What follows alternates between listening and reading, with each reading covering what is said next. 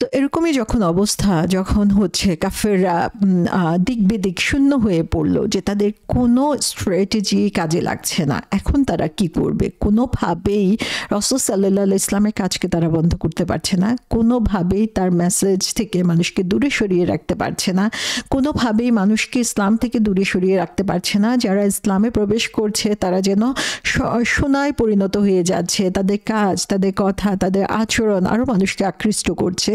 ঠিক এই সময়ে তারা দিশেহারা হয়ে তখন পরবর্তী স্টেপ কি হবে সেটা নিয়ে তারা চিন্তায় করতে লাগলো, এবং সেজন্য তারা একটা মিটিং ডাকলো।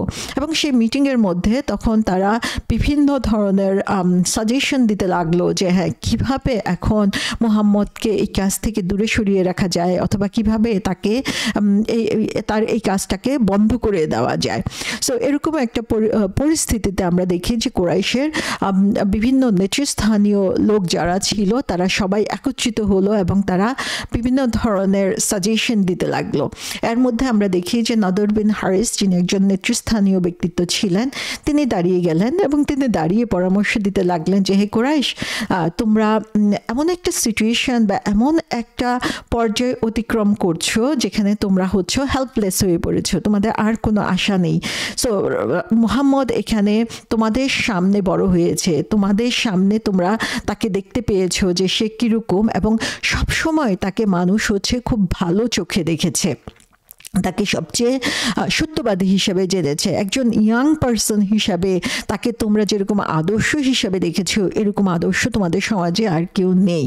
এবং যখন তিনি সেই ইয়াং লাইফ থেকে বয়স্ক হয়েছেন, বয়স বেড়েছে, তখনও তোমরা দেখেছো যে তার মতো আদর্শ তোমাদের মধ্যে আর কেউ নেই।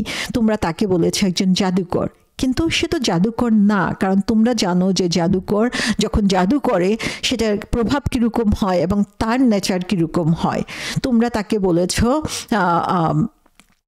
যে হচ্ছে মানুষের উপরে গণক, যে মানুষকে হচ্ছে বিভিন্নভাবে প্ররোচিত করে, বিভিন্নভাবে এফেক্ট করার জন্য চেষ্টা করে, কিন্তু তোমরা জানো যে সে গণক না, তোমরা তার ধৈর্য দেখেছো, তোমরা জানো সে যে কথাগুলো বলে সেটা কোনো গণকের কথা হতে পারে না।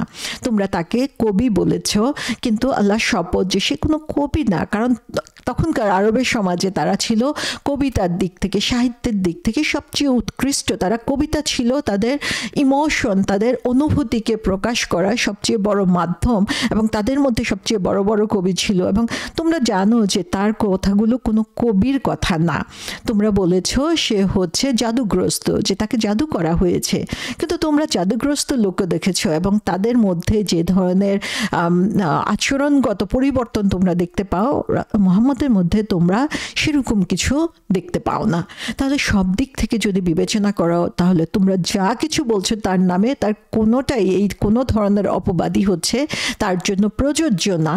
তাহলে তোমাদেরকে চিন্তা করতে হবে যে তোমরা খুব গুরুত্বপূর্ণ একটা বিষয় নিয়ে কথা বলছো, এবং এই গুরুত্বপূর্ণ বিষয়ের সমাধান কিভাবে করবা সেই ব্যাপারটাও তোমাদেরকে হচ্ছে সিরিয়াসলি চিন্তা ভাবনা করতে হবে। সো হাদিসে এসেছে যে যখন তাদের মধ্যে এই ধরনের চিন্তাভাবনা চলছিল এবং তারা বিভিন্ন ধরনের আইডিয়া তখন দিচ্ছিল যে কিভাবে এটাকে তাহলে বন্ধ করা যায়, তখন তারা ডিসিশন নিল যে হ্যাঁ ঠিক আছে, আমরা যেহেতু সে বলছে যে এটা একটা আসমানি কিতাব, সে আল্লাহর কাছ থেকে এই জিনিসটা পাচ্ছে, সো সে কারণে এটাকে প্রতিহত করতে হলে আমাদের সে ধরনের লোকের কাছে যেতে হবে যাদের হচ্ছে এই ধর্মগ্রন্থের ব্যাপারে এক্সপার্ট, স্কলার, তাদের কাছে। এবং সেটার জন্য আমরা কি করতে পারি যে আমরা হচ্ছে মদিনার যে রাবাই আছে, যে ইহুদিদের যে স্কলাররা আছে, তাদের কাছে আমরা সাহায্যের জন্য যেতে পারি, যে তারা নিশ্চয়ই জানবে যে কিভাবে এটাকে বন্ধ করা যায়। এবং বলা হয়েছে যে তখন কুরাইশদের থেকে কিছু প্রতিনিধিকে পাঠানো হলো, নদর ইবনে হারিস এবং ওকবা ইবনে আবু মুআইত, এই দুজনকে পাঠানো হলো মদিনাতে, যেখানে হচ্ছে ইহুদিদের পণ্ডিত ব্যক্তিরা ছিল। সো তাদের কাজ ছিল যে তারা তাওরা, ইঞ্জিল এগুলো পরিপ্রেক্ষিতে মুহাম্মদ যে কথাগুলো বলছে সেটাকে কিভাবে ডিফিট করা যায়, সেটাকে কিভাবে প্রতিহত করা যায়, সেটার একটা সমাধান নিয়ে আসবে। তখন সে রাবাই তাদেরকে বলল যে তোমরা তার সামনে 3টা প্রশ্ন করবে। এই 3টা প্রশ্ন সে যদি সঠিকভাবে জবাব দিতে পারে তাহলে সে একজন নবী এবং আল্লাহর রাসূল, সেটা তোমাদেরকে মেনে নিতে হবে। অর্থাৎ এই 3টা বিষয় জানার জন্য আসলে গায়েবী জ্ঞান দরকার, এটা কোনো মানুষ জানবে না। সো এই কোশ্চেনগুলো করে তোমরা তাকে পরীক্ষা করতে পারো, এবং সে যদি এটা করতে সমর্থ না হয় তাহলে বুঝতে হবে যে সে যা বলছে সেগুলো আসলে সে সঠিক জ্ঞানের ভিত্তিতে বলছে না এবং সে আল্লাহর কাছ রাসূল হতে পারে না। তাহলে কি ছিল 3টা কোশ্চেন?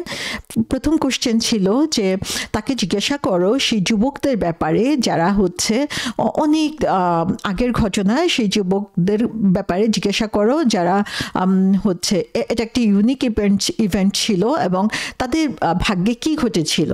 সো এখানে আমরা দেখি যে এই ঘটনাটা তখনকার সময় মানুষ কিন্তু জানতো না, শুধু রাবাইরা তাদের একটা আইডিয়া ছিল যে কি ঘটনা ঘটেছিল, তাদের ধর্মগ্রন্থের মধ্যে সেটা ছিল, কিন্তু আসলে সেই যুবকরা কেন তাদের সিটি ত্যাগ, শহর ত্যাগ করে চলে গিয়েছিল, পরবর্তীতে তাদের কী হয়েছিল সে ব্যাপারে মাস পিপলের, সাধারণ মানুষের কোনো আইডিয়াই ছিল না। সেকেন্ডলি যে কোশ্চেনটা করা হলো সেটা হচ্ছে যে সেই ব্যক্তি সম্পর্কে জিজ্ঞাসা করো যে হচ্ছে পূর্ব থেকে পশ্চিমে, পৃথিবীর পূর্ব থেকে পশ্চিম সফর করেছিল এবং তার ভাগ্যে কি ঘটেছিল। এবং থার্ডলি তাকে জিজ্ঞাসা করো রূহ সম্পর্কে, যে এটা আসলে কি জিনিস। তখন এই কুরাইশদের যে প্রতিনিধি তারা মক্কায় ফিরে আসলো, তারা তো মহা খুশি যে তারা 3টা প্রশ্ন পেয়েছে এবং এই 3টা প্রশ্ন দিয়ে রাসূল সাল্লাল্লাহু আলাইহি ইসলামকে প্রমাণ করতে পারবে যে তিনি আসলে ফলস, বা তিনি আল্লাহ মাফ করুক, এবং তিনি আল্লাহর মেসেঞ্জার নাম। এবং তখন তারা হচ্ছে রাসূল সাল্লাল্লাহু আলাইহি ইসলামের কাছে এই 3টা কোশ্চেন তারা প্লেস করলো, এই 3টা কোশ্চেন তাকে জিজ্ঞাসা করলো। রাসূল সাল্লাল্লাহু আলাইহি ইসলাম তাদের কাছ থেকে এই 3টা কোশ্চেন শুনলেন এবং শুনে তিনি বললেন যে আমি আগামীকাল তোমাদেরকে জবাব দিব। কারণ আমরা জানি যে রাসূল সাল্লাল্লাহু আলাইহি ইসলাম নিজের থেকে কোনো কথা বলেন না। সূরা নজমে আমরা খুব সুন্দরভাবে দেখেছি যে আল্লাহ সুবহানাহু ওয়া তাআলা বলে দিয়েছেন যে রাসূল সাল্লাল্লাহু আলাইহি ইসলাম যা কিছু বলেন সেটা হচ্ছে আল্লাহ সুবহানাহু ওয়া তাআলার কাছ থেকে আসে এবং তিনি নিজের থেকে কোনো কথা সেখানে বলেন না, নিজে বানিয়ে কোনো কথা বলেন না। তো রাসূল সাল্লাল্লাহু আলাইহি ইসলাম বললেন যে তোমরা আগামীকাল এসো, আমি তোমাদেরকে জবাব দিব। এখানে আমরা দেখি যে রাসূল সাল্লাল্লাহু আলাইহি ইসলাম যখন আগামীকাল এসো বললেন তখন তিনি ইনশাআল্লাহ বলেন নাই। তো এইখানে আরেকটা জিনিস আমাদের জন্য শিক্ষণীয়, সেটা হচ্ছে যে যে কোনো কথা বলার আগে, যে কোনো কাজ করার আগে ইনশাআল্লাহ, যে আল্লাহ যদি চান, তাহলে আমরা নিজেরা আসলে কোনো কাজ করার ক্ষমতা রাখি না, আমাদের নিজেদের কোনো ক্ষমতা নাই। আমাদেরকে প্রতিটা কাজের সময় বলতে হবে ইনশাআল্লাহ, তাহলে হচ্ছে আল্লাহর উপরে আমাদের যে তাওয়াক্কুল সেটার প্রমাণ পাওয়া গেল। তো রাসূল সাল্লাল্লাহু আলাইহি ইসলাম যখন তাদেরকে পরের দিন আসতে বললেন তখন লোক ফিরে গেল, তারা কুরাইশদের প্রতিনিধিরা তাদের ফিরে গেল এবং পরদিন তারা উত্তরের জন্য অপেক্ষা করতে লাগলো। রাসূল সাল্লাল্লাহু আলাইহি ইসলামও অপেক্ষা করছেন যে তার কাছে ওয়াহি আসবে, তার কাছে তো নিজস্ব কোনো জ্ঞান নাই, সো আল্লাহ সুবহানাহু ওয়া তাআলা তাকে সেই জ্ঞান দিবেন এবং সেই অনুযায়ী তিনি তার জবাব দিবেন। 1 দিন 2 দিন 3 দিন এরকম করে 15 দিন পার হয়ে গেল, আল্লাহ সুবহানাহু ওয়া তাআলার কাছ থেকে কোনো জবাব আসলো না। সুবহানাল্লাহ, আমরা একবার চিন্তা করতে পারি যে 1 দিন 2 দিন না, 15টা দিন এভাবে চলে গেল।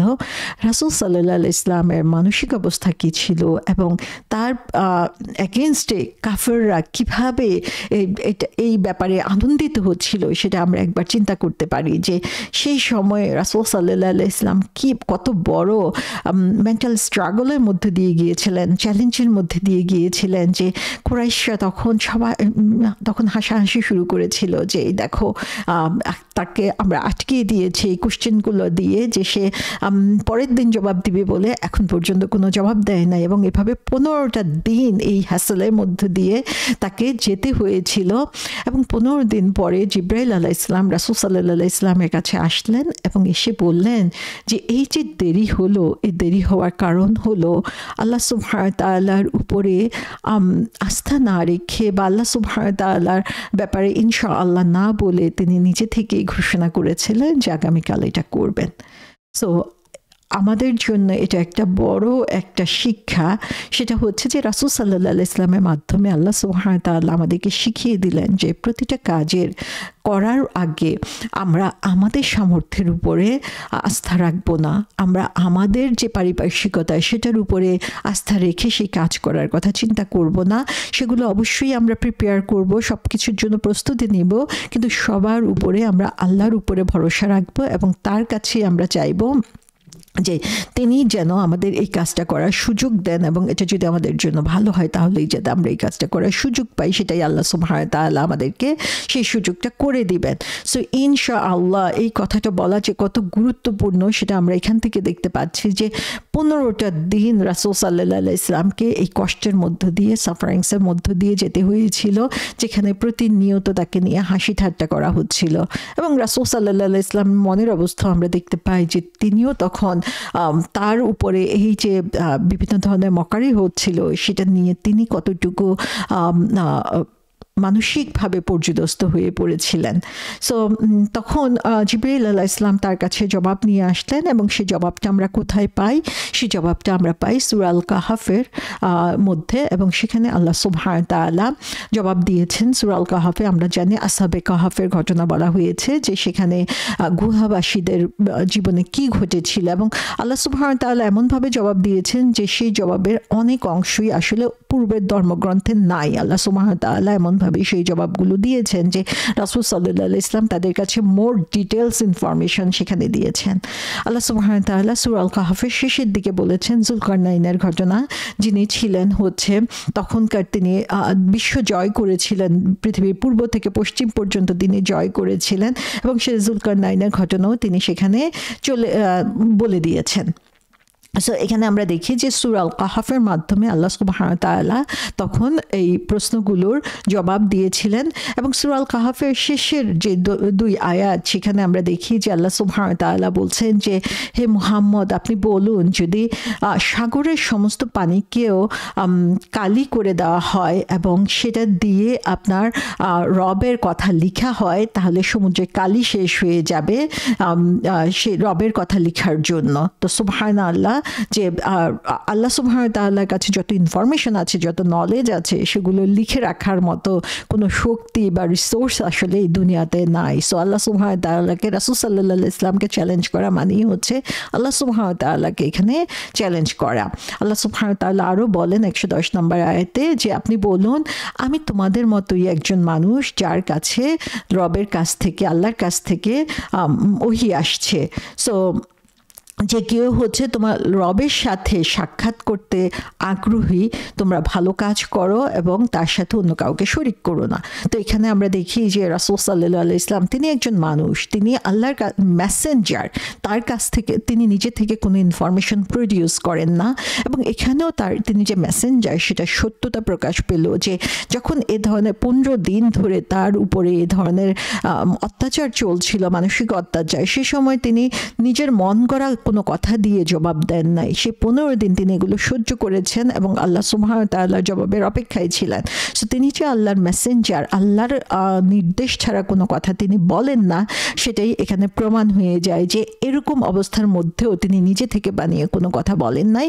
এবং সেটারই সত্যতা আল্লাহ সুবহানাহু ওয়া তাআলা এখানে ঘোষণা করছেন যে তিনি হচ্ছেন তোমাদের মতোই একজন মানুষ। সো তিনি বাকি যেই কাজটা করছেন সেটা একজন মেসেঞ্জার হিসেবে করছেন। আল্লাহ যতটুকু তাকে মেসেজ দিচ্ছেন ততটুকুই তিনি তোমাদের মাঝে পাস করছেন, তোমাদেরকে জানিয়ে দিচ্ছেন।